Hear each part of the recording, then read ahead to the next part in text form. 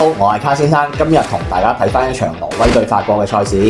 目前兩支球隊咧都係積6分啦，而法國嘅淨勝球就多一個，所以呢場波咧法國只要1分，佢哋就可以鎖定小組第一出線嘅席位啦。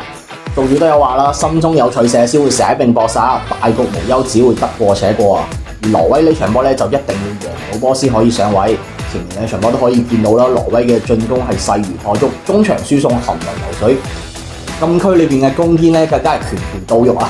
奧迪加特同麥巴比嘅組合咧，可以話係遇神殺神，遇佛殺佛啊！